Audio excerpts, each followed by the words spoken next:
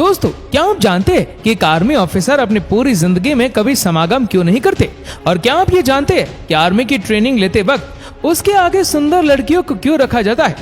दोस्तों, Indian army एक ऐसा नाम है जिसकी जितनी तारीफ की जाए उतनी कम है। एक आर्मी ऑफिसर की लाइफ चुनौतियों से भरी रहती है, जो कभी भी अपने देश के लिए अपनी जान तक को न्यौछावर करने को तैयार रहते हैं। शायद तभी सरकार भी इन्हें हर वो मुमकिन सुविधाएं देती है जिससे एक आर्मी ऑफिसर अपनी लाइफ को बेहतर बना सके।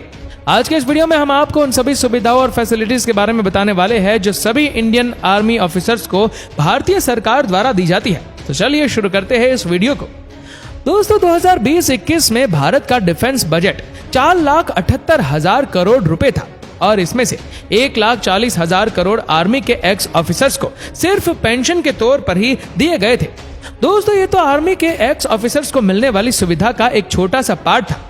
आगे तो हम आपको उनको मिलने वाली उन सभी सुविधाओं के बारे में बताएंगे जिसके बारे में जानने के बाद एक आर्मी ऑफिसर का सम्मान आपकी नजरों में और भी ज्यादा बढ़ जाएगा। Number 1, canteen stores department. दोस्तों, भले ही इस डिपार्टमेंट का नाम CTS हो, लेकिन यहाँ ऐसी चीजें मिलती है जिसके बारे में एक आम आदमी जानकर तो शायद हैरान ही रह जाए। यहाँ पर खाने के अलावा ग्रोसरी की भी सभी आइटम के साथ साथ गाड़ियां तक मिलती है। अब दोस्तों, अगर आप सोच रहे हैं कि ये फैसिलिटीज आर्मी ऑफिसर्स को कब से मिल रही है, तो आपको बता दें, यह सुविधा हमारे जवानों को तब से मिलती आ रही है जब भारत आजाद भी नहीं हुआ था। जी हाँ, इस सुविधा को सन 1920 में शुरू किया गया था। तब इसका नाम द आर्मी कैंटीन बोर्ड रखा गया था, लेकिन तब यह डिपार्टमेंट थोड़ा अलग तरीके से काम करता था।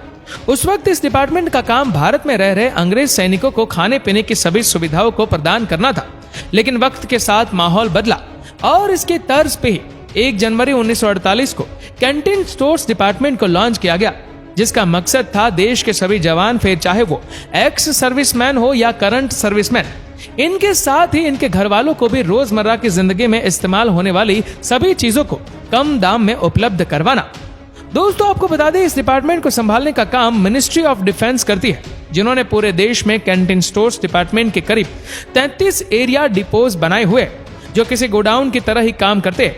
इन्हीं सभी डिपो से एरिया के मांग के हिसाब से देश भर में मौजूद 3500 URC यानी कि यूनिट रन कैंटीन में बल्क में सामान सप्लाई किया जाता है, जहां से हमारे देश के जवान और उनके परिवार वाले house hold provisions, kitchen appliances, alcoholic drinks, vehicles और स्पोर्ट्स इक्विपमेंट समेत कुल 2800 आइटम्स तक अपने घर ले जा सकते हैं, वह भी अच्छे खासे डिस्काउंट में। इसी के साथ ये सभी 2800 आइटम्स टैक्स फ्री भी है। आर्मी ऑफिसर्स के लिए यहाँ पर शॉपिंग करना बहुत ही आसान होता है। बस उन्हें अपना मिलिट्री ID कार्ड दिखाना होता है, जिसके बाद उन्हें इन कैंटीन्स में बड़ी ही आसानी से शॉपिंग करने को मिल जाती है। अब यहाँ ऑफिसर्स 50,000 से 1 लाख तक की शॉपिंग आराम से कर सकते हैं, लेकिन ये अमाउंट अलग अलग रैंक के ऑफिसर्स के लिए अलग अलग होता है। Number 2, everyday things. दोस्तों, इंडियन गवर्नमेंट आर्मी ऑफिसर्स के इलेक्ट्रिसिटी बिल्स, टेलीफोन बिल्स और यहां तक कि उनके वाईफाई तक का खर्चा भी उठाती है, और इसमें सेना के जवान के साथ साथ उनके घर परिवार वाले भी शामिल होते हैं। जी हाँ, इंडियन गवर्नमेंट जितने भी फैसिलिटीज एक आर्मी ऑफिसर को देती है, तो उसमें बाय डिफॉल्ट उनका घर परिवार भी शामिल हो जाता है। वैसे इंडियन गवर्नमेंट आर्मी ऑफिसर्स के बच्चों को टॉप क्लास स्कूल्स और कॉलेज में पढ़ने का मौका भी देते हैं। ये स्कूल्स और कॉलेज खासतौर पे आर्मी ऑफिसर्स के बच्चों के लिए ही बनाए जाते हैं। भारत में लगभग 142 डिफेंस कॉलेजेस है, और अगर बात करें कि आर्मी स्कूल की, तो भारत में 249 आर्मी प्री प्राइमरी स्कूल्स और 137 आर्मी पब्लिक स्कूल मौजूद है। इन स्कूल्स को सही से चलाने का जिम्मा यानी कि आर्मी वेलफेयर एजुकेशन सोसाइटी का होता है। इसकी शुरुआत 1983 में तब हुई जब आर्मी ऑफिसर्स के बच्चों के एजुकेशन सिस्टम में प्रॉब्लम आने लगे थे, जिसको देखते हुए गवर्नमेंट ने इन स्कूल्स का निर्माण करवाया, जिनको सिर्फ आर्मी ऑफिसर्स किड्स के लिए बनवाया गया था।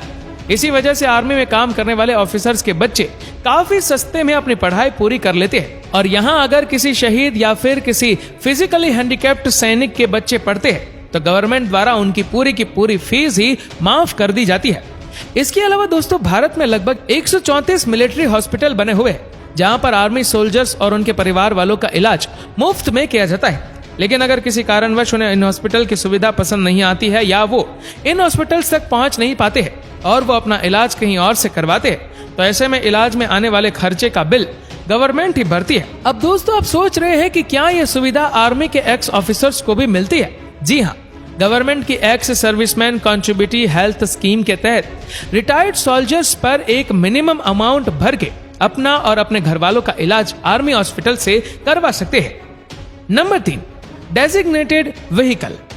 दोस्तों, क्या आप जानते हैं कि आर्मी ऑफिसर को एक डेजिग्नेटेड व्हीकल भी दी जाती है? जी हाँ, एक आर्मी ऑफिसर को उसके रैंक के हिसाब से एक डेजिग्नेटेड व्हीकल दी जाती है, जैसे मिलिट्री ऑफ डिफेंस के अंडर रजिस्टर किया जाता है। इसके अलावा इन व्हीकल्स को मेंटेन करने का खर्च और यहाँ तक कि इनके अंदर पेट्रोल या डीजल डालने का खर्च भी सरकार अपनी जेब से ही देती है। लेकिन इन डेजिग्नेटेड व्हीकल्स को ऑफिसर्स सिर्फ अपनी ड्यूटी के दौरान ही इस्तेमाल कर सकते हैं। इसके अलावा भी दोस्तों एक आर्मी ऑफिसर्स को कई सुविधाएं दी जाती है, जैसे कि free toll tax, free plane और free train tickets. Number 4, accommodation.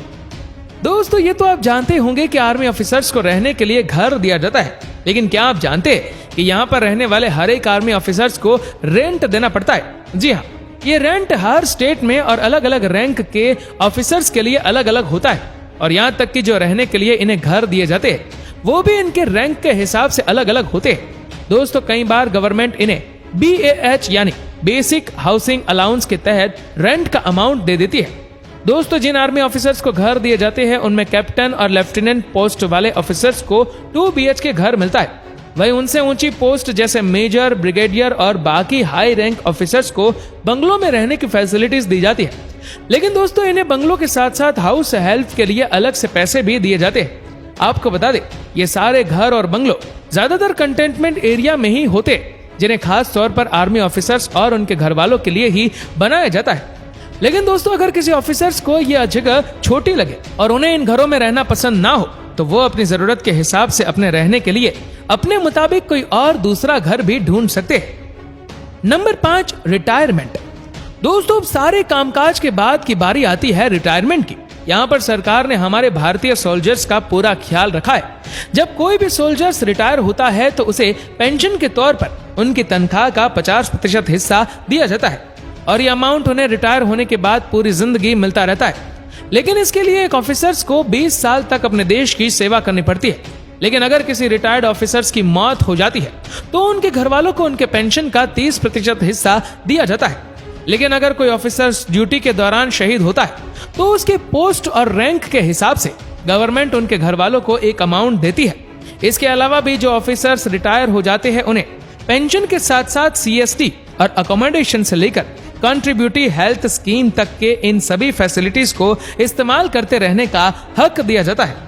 इसके अलावा अगर दोस्तों कोई सैनिक 60 साल से पहले रिटायर हो जाता है तो गवर्नमेंट उन्हें पैसे कमाने के कई और मौके भी देती रहती है, जिसको ध्यान में रखते हुए गवर्नमेंट ने सन 1979 में एक लॉ बनाया था, जिसके अकॉर्डिंग एक्स सर्विसमैन और रिटायर्ड ऑफिसर्स के लिए अलग अलग गवर्नमेंट सेक्टर्स में अलग से सीट्स रिजर्व रखे जाते हैं, जिसमें ग्रुप C पोस्ट के लिए 10% सीट्स होती है, जो अक्सर क्लार्क जॉब्स के लिए होती है।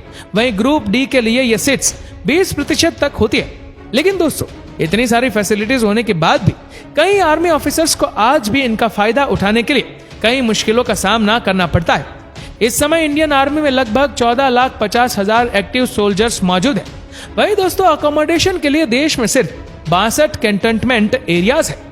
ऐसे में आप ही सोचिए कि देश में इतने ज्यादा सोल्जर्स है और उनके हिसाब से घर कितने कम है।